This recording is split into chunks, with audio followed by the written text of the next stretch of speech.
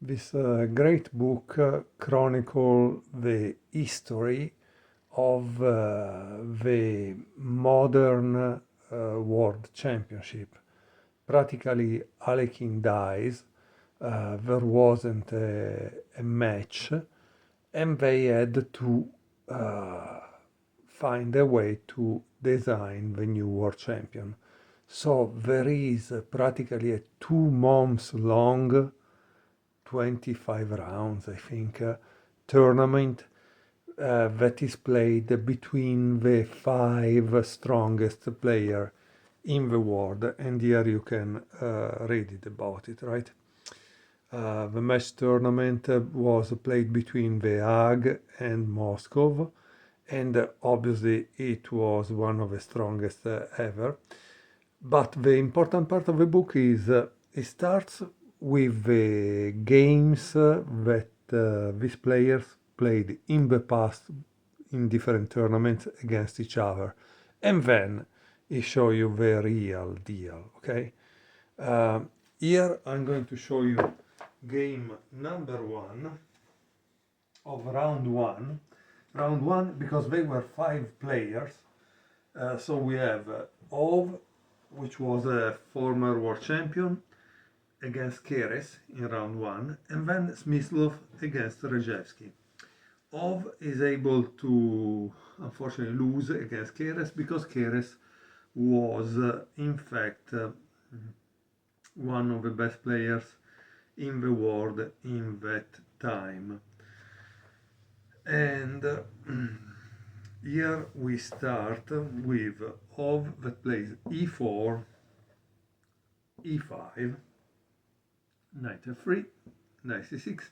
Now, the games played by Keres are important because if you want to learn the open games, you can watch his games or Bronstein, and they will teach you how to play the open games. Now, are these open games updated to today? No, obviously not. But most average club players, they are in any case not able to play a grandmaster level as today, right? So this is a good idea in any case to watch the games by Keres. Bishop b5, a6, bishop e4, d6. And of course, here there are some comments about the theory of Steinitz or Neo-Steinitz, but maybe are not so important for us. c3, bishop d7, and here it seems that in game 21 was played f5. So eventually one day we will watch also that one. So it was bishop d7, d4, knight g e7. Here it says it is questionable whether the black king's knight is so much better position on g6 than on f6 that it's worth wasting a tempo on this move. But this entire variation by black should be seen more as a search for a less well-trodden path than as an attempt to find a flawless setup. So how did the white continue here? It seems that bishop b3 is stronger than h4, and so that we will see in game 9, okay? But notice that h4 and 8g5, not an h4, sorry, bishop b3 and knight g5 are kind of a threat which can be quite unpleasant, okay? Okay, so after bishop b3, what did black play?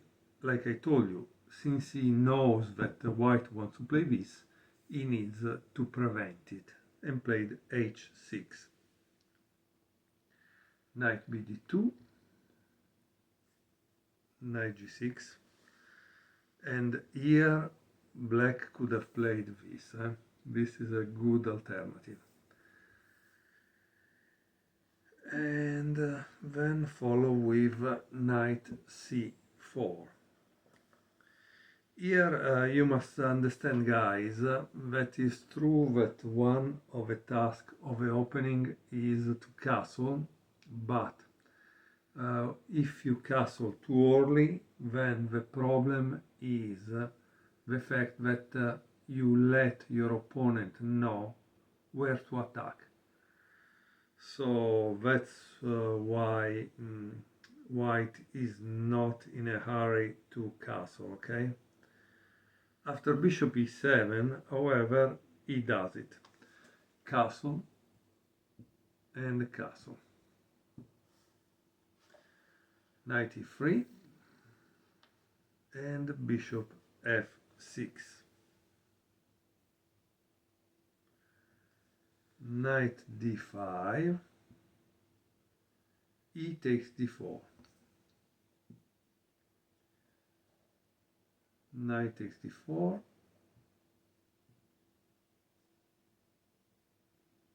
So it seems that c takes d4 not so good, because black would play bishop g4, okay? So that's the reason why white played knight takes d4. Rook e8, and now there is knight takes f6, check. It's possible that, guys, you need to understand the value of the pieces depending on the activity and what they actually threaten. In this case, it seems this knight was well placed, and so maybe knight takes f6 is a little premature, while it was better to play bishop c2, because you start to probably attack on the king side, and then yes, in case of bishop e6, you can take on e6, it takes back, and then you take. And so why this is important? Because with bishop c2, white is able to preserve the bishop pair, and black will lose it. So that's why, okay? So after rook e8, he played on f6, queen takes f6, f3, and knight f4. It seems that that move wasn't so good. It was better knight e5, then bishop c2 and c5, followed by rook a d8. Practically, the idea is to fight for the center through attacking the bishop, and when you attack the bishop, you move away from this square, so finally the pawn can be pushed. Okay, so that's kind of important. So after f3, he played knight f4, and then, of course, he took.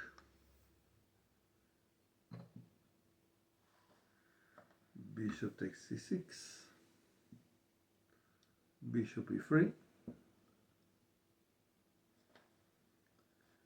rook a d8, queen d2, and of course now you see why knight f4 was a waste of a tempo, because he needs to go back, right? Knight g6. So what did he accomplish with that? Nothing. But it's possible that maybe here was better, who knows? Yeah, maybe the engine will tell you, but I don't know. Bishop d4, queen e7, rook a e1. And here there is a diagram. And it says, this looks like the correct moment to exploit the favorable positions of the bishops and storm forward with a f pawn. So instead of rook a e1, he says it was better f4, and he gives a line. Practically, he would push the f pawn up to f6, okay?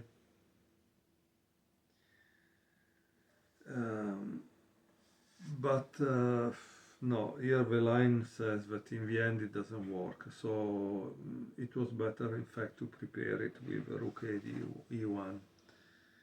And I don't know if you can see here in the book there are also pictures of the time, so that's why books are so important, because yes, you can find the game maybe online or maybe in a big database, but probably you will not find the pictures. And the pictures are interesting, right? In this case, it seems that the mayor made the fourth move for Ov. Okay, so let's see. After rook e1, black plays queen d7, which we know is kind of customary because you don't want to keep the queen on a file that can be open and is controlled by a rook, enemy rook especially. Okay, so what did white play here? It seems that now was the moment to play f4, but instead he played c4. Bishop a4, and here the comment is that black is able to remove the bishop pair from white. So bishop takes a4, queen takes a4, queen c3, attacking this, f6. Here is an important moment. Can white sacrifice on f6? It seems that he can, since several variations work out well for him.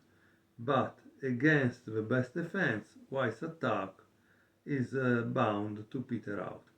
So what is white attack? Is bishop takes f6, g takes f6, queen takes f6, knight h8. This is an amazing move, it seems. Queen takes h6, and again black finds rook d7, which control the rank, and then in case the queen gives a check, is able to create a counter attack. Remember that this queen is protecting this, or the rook d7, and so the black pieces are doing pretty well. So after f6, white plays f4, and here it says this weakening of the white center is motivated by nothing in particular, and is the start of white's problem. King h7, b3, and here he plays queen d7. Interesting. So why queen d7 instead of queen takes a2? Because queen takes a2, rook a1, the queen is trapped. Okay, so you must always watch one move ahead, right? So after queen d7, what does white play? It seems the best move was probably a4 or queen d3, but white played queen f3. And since here you need to understand what are you going to do if you are black, no? What is the plan? can really attack on the king side? I don't think so. He has just a knight, while white has 3 pawns that are the bodyguards, a queen, and a rook that can come out. Then there is also this bishop that is pointing at the king side, right? So black cannot attack on the king side. Now the center more or less is stable, so the only one which remain is the queen side, right? And so what do you think is the move that black plays? It's b5. And this is the signal for the counter attack. Queen d3. So now we see why queen d3 was better, because it was already putting pressure on b5. B takes c4, and now white makes a mistake. It would have been better b takes c4, but he played queen takes c4. And here, guys, I want you to pause for a second and decide, if you were black, what would you play, right? If you were black, what would you play? Because it's a beautiful piece sacrifice. And the piece sacrifice is rook takes e4. A beautiful and decisive piece sacrifice. Why? Because after rook takes e4, there is, d5. And now queen takes a6, d takes e4,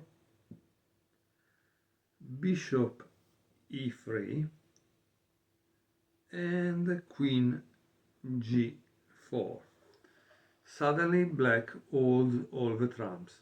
The text move prevents the retreat of the white queen to e2 for defending this point. And obviously the threat is knight h4 with a checkmate on g2, right? So obviously that's the problem.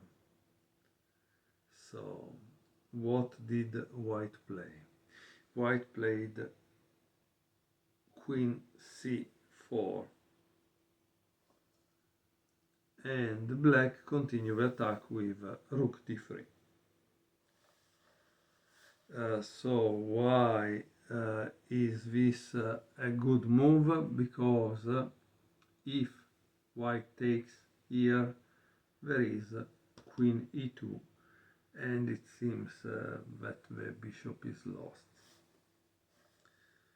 Okay, so after rook d3, there is bishop c1, knight h4 attacking this for checkmate, right? Queen takes e4 protecting g2, but of course there is f5. As you can see, it's not afraid that you take here, because queen takes g2 is checkmate, okay? So what does he do? He just go here. And here there is this move that seems is not good, but it seems black was having a short time, so obviously if you don't have much time, he played c6. Queen takes c6, rook c3, queen d5, rook c5, queen d2, and now of course there is a beautiful move by black, which kind of take away the breath. Why? Because the idea is amazing in a sense. He plays rook takes c1. Why rook takes c1? Because if you play rook takes c1, there is knight f3 check, and you pick up the queen, right? If instead you take on c1 with the queen, there is queen takes g2, and the game is over, right? So that's why rook takes c1 is a beautiful move. h3, And here again, black makes a mistake, which is queen g3. It seems that this move would have won immediately, but of course, sometimes happens, right? Why? Because if he plays this, he can only play that. Since he cannot play this, he cannot play this. He plays this, there is rook takes f1, checkmate. Okay, so this is why this move would have won at once, right? So what did he do? He played queen g3. So as you can see, guys, this is the reason why I like to play with humans, because everything can happen. If it was a computer, the game was over from like 20 moves ago. But with a human, you can always try to survive. So after queen g3, there is queen e2, queen takes f4, because it controls this and you cannot take, rook takes c1, queen takes c1,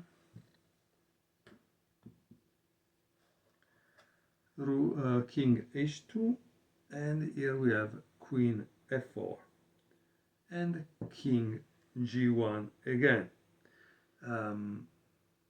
Again, if he would have played g3, there is queen d2, queen takes d2, knight f3, check, and he should win. So he played king g1 for that reason. And black continue with knight g6. Here the endgame is winning for black once he has transferred the knight to a more central position. The rest will play itself. So from this point, no, there is still a diagram after. So let's see what happened, okay? Queen c2, knight e7, a4, queen d4, king h2, knight e5, queen e5 check, king g1, knight d5. So black was able to bring the knight in the center because you need to block those two pawns.